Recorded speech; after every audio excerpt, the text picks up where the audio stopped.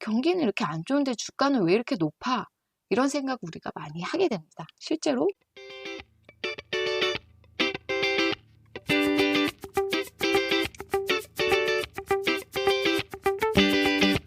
안녕하세요. 파이어에 도전하는 워킹맘 파워맘입니다. 오늘은 파이어족 2022년 주식 투자 전망은 어떻게 될까? 이 얘기 한번 해보겠습니다. 파워맘 채널 본론으로 들어가기 전에 구독과 좋아요 눌러주시면 파워맘의 더 많은 영상을 보실 수가 있습니다. 자, 여러분 2021년 주식시장 열심히 달려오고 열심히 투자했지만 돈 벌었을까요, 우리? 한번 돌아보겠습니다. 자, 일단 한국 증시는 정말 재미없었죠. 작년에는 많은 분들이 주식을 3월 이후에 매수하셨던 분들은 다 돈을 버셨어요. 정말 모두가 해피한 그런 급상승하는 장세였는데 올해는 정말 제자리 걸음입니다. 작년 12월하고 비교해서 거의 동일한 그대로 3,000을 왔다 갔다 하는 그런 정도를 보여주고 있죠.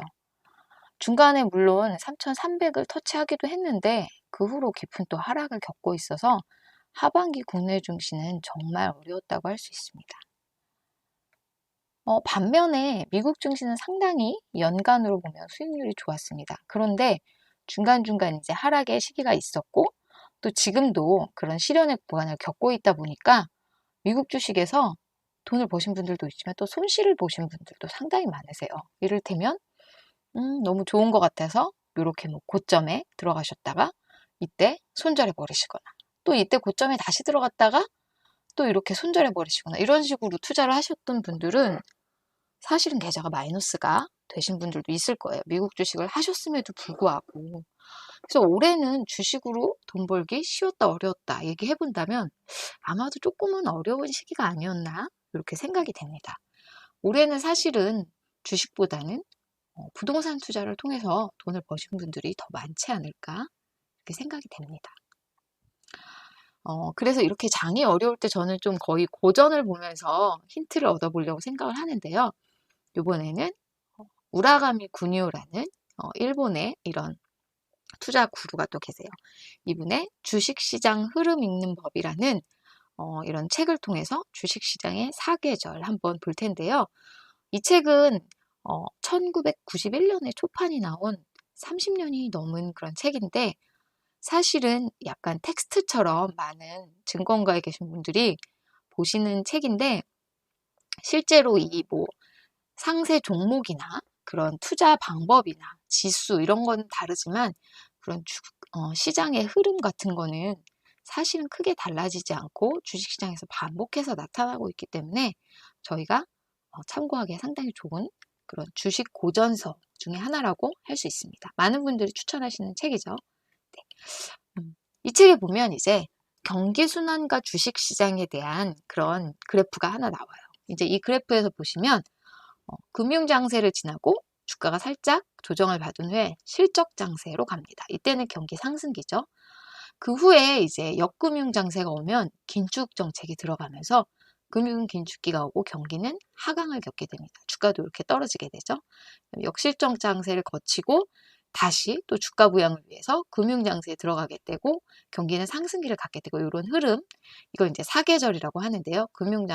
금융장세, 실적장세, 역금융장세, 실적장세 이렇게 사계절이라고 표현을 하고 있습니다. 그럼 지금은 어느 시점일까 우리가 생각해 보면 어떤 분들은 지금이 금융장세에서 실적장세로 넘어가는 부분이라고 하시는 분들도 있고 또 어떤 분들은 실적장세에서 역금융장세로 들어가는 본격적인 경기 하강기다 이렇게 말씀하시는 분들도 있어요. 여러분은 어떻게 생각하실까요? 잠깐 시간을 드려볼까요? 한 5 정도 세면서 지금이 어느 시점일지 한번 생각을 해보시기 바랍니다. 자, 그래서 제가 지금은 어느 시점일까 보기 위해서 주요국의 경제성장 지표를 좀 돌아봤어요. 이거는 OECD에서 12월에 발표한 지표입니다. 한국, 미국, 중국, 유로존의 경제 성장률 보면 작년에 한국은 다른 나라 대비 거의 부침이 상당히 적었던 마이너스 0.9%에 그러니까 거의 하락하지 않고 보합 정도를 유지했던 코로나 속에서 상당히 선방했던 나라입니다. 그러다 보니까 작년에 한국 증시가 정말 좋았죠. 그리고 올해도 상당히 잘했어요. 4% 정도.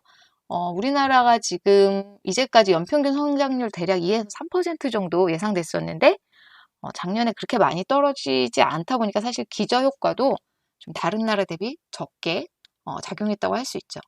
미국 같은 경우는 작년에 마이너스 3.4%에서 올해는 5.6%로 성장을 크게 했죠. 사실 미국 같은 선진국이 이렇게 5%씩 성장하기 어려운데 작년에 기저효과라고 할 수 있겠죠. 그리고 중국은 사실 8.1%지만 이거는 중국이 사실 6에서 8% 정도가 원래 목표이기 때문에 목표 대비 성장을 덜했다고 볼 수 있습니다. 그리고 내년에는 5.1%로 또 중국도 이제 성장 둔화의 시기로 접어들었다고 볼 수 있습니다. 유로존도 미국과 마찬가지로 상당히 1, 2%, 많아야 2%, 거의 뭐 1%대 성장을 하는 그런 지역인데 올해 자그마치 5.2%. 그 이유는 바로 작년에 마이너스 6.5% 하락을 했던 그런 부분 때문에 그랬고요. 내년에도 4.3%로 견조한 성장이 예상이 되고 있습니다. 그렇다면 우리가 예년보다 올해, 내년은 더 성장을 하는 중국을 제외하고는 그런 구간이라면 지금은 주요국의 경제는 침체기에 들어서는 게 아니라 회복을 하고 있다고 봐야겠죠. 우리는 지금 코로나로부터 회복을 하고 있는 리커버리 구간이라고 할 수 있습니다. 그렇다면 아까 보셨던 그 금융 장세를 다시 한번 생각해 보면 우라가미 군요 이분이 되게 옛날 분이고 일본 분이라서 사진이 많지가 않아요. 그래서 찾다 보니까 이제 진짜 흐릿흐릿하게 나온 이 사진 하나밖에 없는데 이 우라가미 군요라는 분이 이 책을 통해서 계속 얘기하시는 거는 주식 장세는 경기 변동에 선행한다 이렇게 말씀을 하십니다. 우리가 경기가 좋아지기 전에 주가가 먼저 반응해서 빠르게 상승하고 그 다음에 실제 경기가 실물 경기가 좋아지는 그런 현상을 겪게 되기 때문에 경기는 이렇게 안 좋은데 주가는 왜 이렇게 높아? 이런 생각 우리가 많이 하게 됩니다. 실제로 금융시장이 어느 곳보다 경기에 민감한 곳이죠.